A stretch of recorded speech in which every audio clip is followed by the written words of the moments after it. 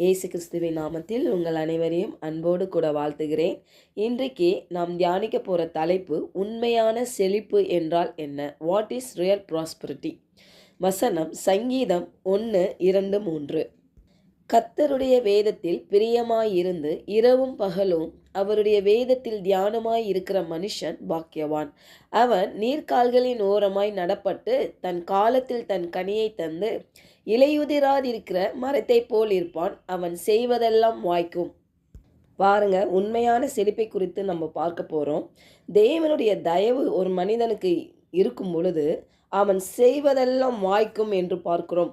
அதாவது ஒரு மொழியக்கத்தில் போட்டிருக்கு, அவன் செய்வதெல்லாம் செழிக்கும். ஹல்லேலூயா. நம்ம பாடுபட்டு கஷ்டப்பட்டு இல்லை, நம்ம சுய பலத்தில் எவ்வளோதான் நம்ம போராடி நம்ம முயற்சி பண்ணாலுமே பாருங்கள், அந்த செழிப்பு, அந்த ஆசீர்வாதம் நம்மளால் பெற முடியல இல்லையா? ஆனால் ஒரு மனிதன் மேலே தேவ தயவு இருந்துச்சுன்னு வச்சுக்கோங்களேன், யாராலுமே அதை தடை பண்ண முடியாது அந்த ஆசீர்வாதத்தை. இன்றைக்கு அப்படிப்பட்ட அந்த தெய்வ தயவை நாம் எப்படி பெற்றுக்கொள்ள முடியும்? ஒரு மனிதன் கர்த்தருடைய வேதத்தில் பிரியமாய் இருந்து இரவும் பகலும், அதாவது வேதத்தை பார்க்கும் பொழுதெல்லாம் நாம் கிறிஸ்துவை பார்க்க முடியும். ஹல்லேலூயா. சும்மா சாதாரணமாய் படித்து போகிறதுக்காக இதை நம்ம கையில் கொடுக்கப்படலை. அப்படி நம்ம படிக்கக்கூடாது. அப்படி படிக்கிறதுனால ஒரு பிரயோஜனமும் இருக்காது பாருங்கள்.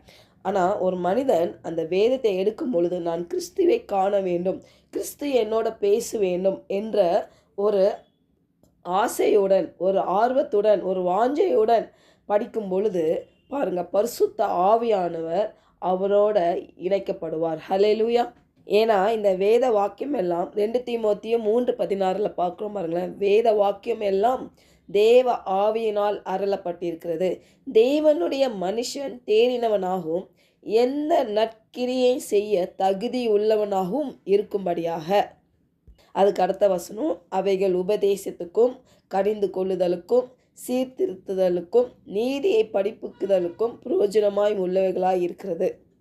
அப்போ இந்த வேத வாக்கியம் எல்லாம் தேவ ஆவியினால் அருளப்பட்டிருக்கிறது, அவருடைய மூச்சு சுவாசத்தினால் அருளப்பட்டிருக்கிறது இல்லையா? அப்படிப்பட்ட அந்த வார்த்தையை நம்ம பயபக்தியோட நம்மோட தேவன் இன்றைக்கு என்ன நம்மளோட பேச போகிறார் என்ற ஆர்வத்துடன் படிக்கும் பொழுது பரிசுத்த ஆவியானவர் உங்களோட இடைப்படுவார். பாருங்க, வேத வசனம் நமக்கு உபதேசிக்குது, கடிந்து கொள்ளுதுக்கு இல்லையா, சீர்திருத்துது, நீதியை நம்மளுக்கு சொல்லிக் கொடுக்குது. இப்படியாக நம்மை உருவாக்குகிறது.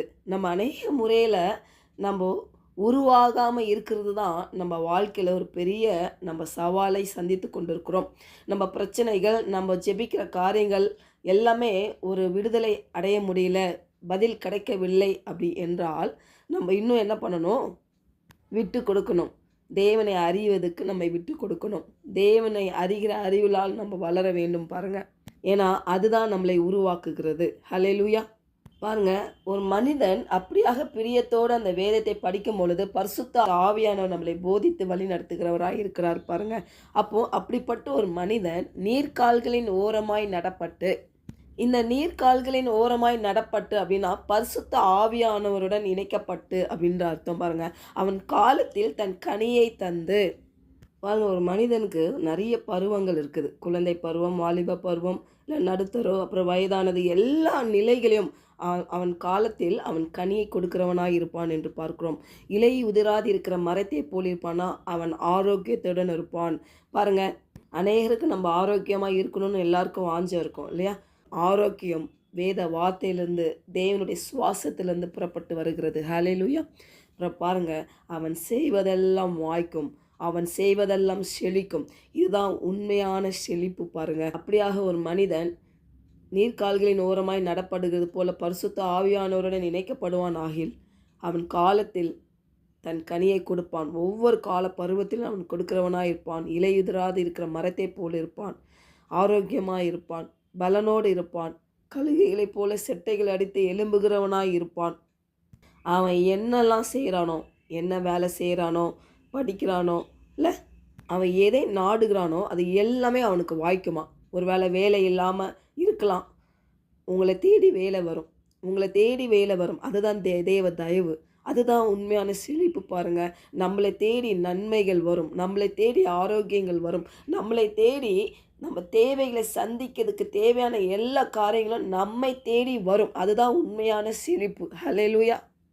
இது வெறும் பொருளாதாரத்துக்கு மட்டும் கிடையாது. நம்ம ஆத்துமா, இல்லை நம்ம மனது, நம்ம வாழ்க்கையில், நம்ம உறவுகளை எல்லாத்துலேயுமே பாருங்க ஒரு முழுமையான செழிப்பை நாம் பார்க்க முடியும்.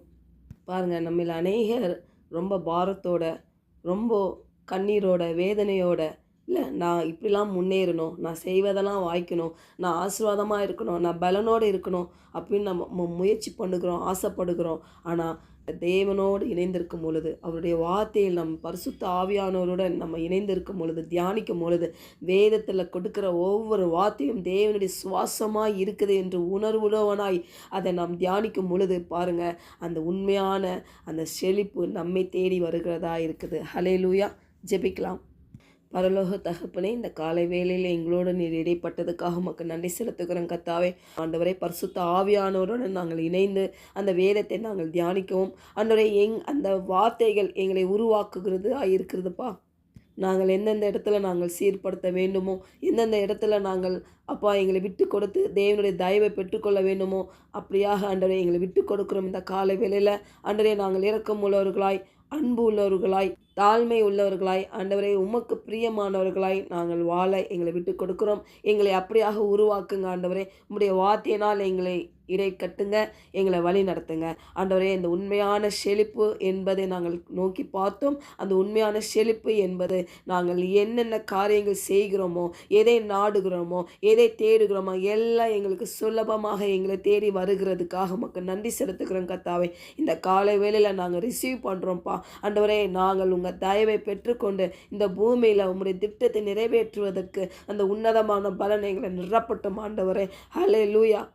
எங்களுக்குள்ளாக இருக்கிற அந்த அறியாமை என்ற இருள் எங்களை விட்டு விலகட்டும் ஆண்டவரே. அந்த வேதம் வெளிச்சம் ஆண்டவரை எங்களுக்குள்ளாக நிரம்பட்டும் ஆண்டவரை. பரிசுத்த ஆவியானவர் எங்களை வழி நடத்துவீராக என்ற இயேசுவின் நாமத்தினால ஜெபிக்கிறோம் நல்ல பிதாவே. ஆமென்.